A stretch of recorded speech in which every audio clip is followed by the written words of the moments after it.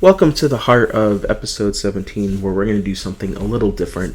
We're going to talk about the social aspect of playing video games. Now, there's a social aspect of watching a movie or watching theater with people, but it's nowhere near as involved or in depth as playing video games with someone, or even experiencing them, or going about buying them. It's just a total different beast. And I want to go into why that is. So, let's do it. So, when you play something, there's an element that you're doing it with someone, you're experiencing this event, you're overcoming a challenge or an obstacle, and that's something completely different as if you're just watching something with someone. If you're watching something with someone, you're experiencing the same narrative, sure, and you're experiencing the highs and lows of that narrative, but the way you do it is very different compared to if you and a buddy are playing Halo and doing Firefight, and you're both experiencing the challenge of AI, you're dealing with the computer, you're going through different obstacles the game wants you to go through. It's just a completely different experience. You also have the highs and lows of going through that challenge together, which can be very fun, or if it's something where you're going head to head and it's the obstacle of defeating someone, which almost becomes like a little event.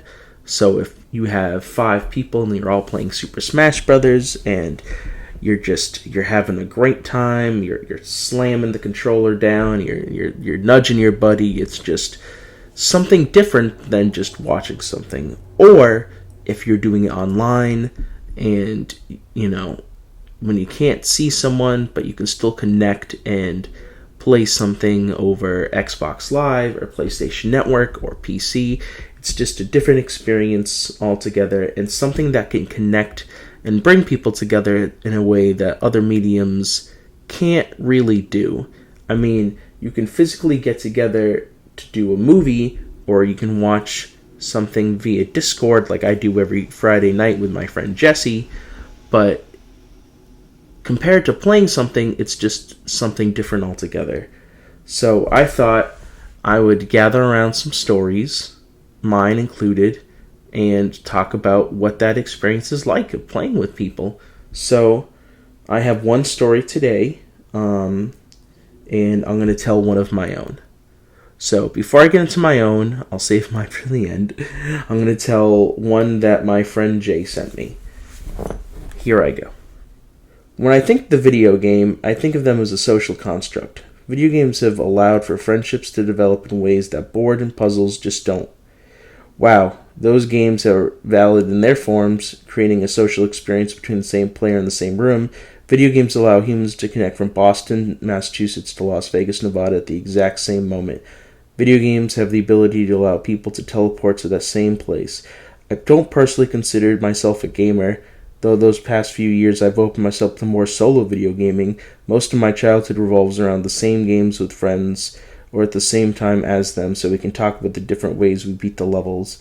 While I believe board games still carry a strong experience for people, I do feel its limits when you're able to play with and how you're able to play. Video games offer a wide variety of opportunities players to connect with in different ways and have different experiences based on the type of games that they play with one another. The pandemic, I believe, in an idea of social video gaming has taken place in people's minds. I think it's important for us to continue to water those roots and allow social aspects of gaming to blossom even further. And I just can't agree, more. I think games can connect us in a way that other mediums can't, just with how immediate it can bring people together. I think the closest proximity you could get is potentially doing Dungeons and Dragons online, but even then, that doesn't replace doing it in person, where you can really kind of read off people's facial and body language. I think gaming can, fundamentally just bring people together, and when you're all open to the experience, it could be something very fun and very interesting. My favorite gaming story isn't even playing the game itself, it's just the game that brought us all together. Halo 3 came out in 2007. I off the top of my head, I forget the month. But me and my best friend Matt wanted to pick up his copy, and we somehow convinced our parents to let us wait in line in midnight, to midnight, to pick up our copy of Halo 3 and run back home so we can go to school the next day just exhausted. I don't know why they said yes, but it's a memory I'll always have. Us waiting in line, chattering with other players, thinking about, what feature are we going to get in this one? Oh, do you think we'll get this? What do you think the story is? Oh my goodness, how Halo 2 ended. Oh my god, do you think this will wrap up? Do you think there'll be more? Do you think the multiplayer is going to have the same thing? Ooh, what are the features? Oh, I played the beta, and it was this rumbling of excitement, and every time someone came out with a copy, it was a promise that you were going to get an experience that was going to be amazing, that you can share with people.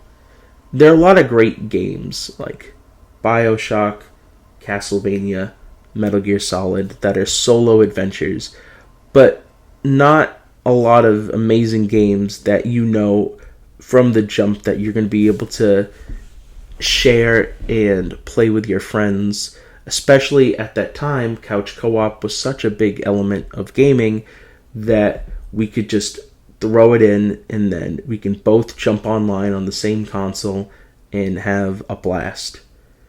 So, eagerly waiting, getting our copy, pouring through the manual, and then that weekend being able to play it was just an amazing experience, and one I will never forget. I think the idea of gaming is prevalent now as a isolation, or something that you do by yourself, or that's something your partner does, or one of your family members does, and they're isolated in the room, but it's something that you can share with millions of people across the entire planet. Games like massive multiplayer online games like Final Fantasy XIV or World of Warcraft is something that people do with millions of players, connecting with them in all sorts of ways, whether that's going on Discord or, chats within the game itself, or even those single player games. So recently I played the game Goodbye Volcano High and talked about it in episode 2. That game was incredible, but I found, and normally it would, the experience would start and end there, but I was able to find the community of people who also liked the game and talk about it with them, and made a whole group of friends based off that social experience. So games could even be single player games, but you can find a way to connect, just like how Jay mentioned in his story about like how did you beat the level, what did you do, what choices did you make, the idea of player experience, how it's going to be vastly different from the next person. Because when I talk to someone about a movie or a piece of theater I watched, other than interpretation, like I think it was about this or you think it was about that, it's the same. But how many times can you say, well, I chose to do this? The agency a player has while playing a game is something that does not exist when reading a book, watching a movie, or watching a piece of theater, or listening to music, or reading a comic book. It is a completely unique experience, whether you're doing it with other people or you're doing it in a solo venture. And I think that's what makes, one element of video games special, and what makes the medium, where you can't copy what that does. So, I know this is a shorter episode, but I hope you guys have a safe and wonderful new year. Have a lovely day.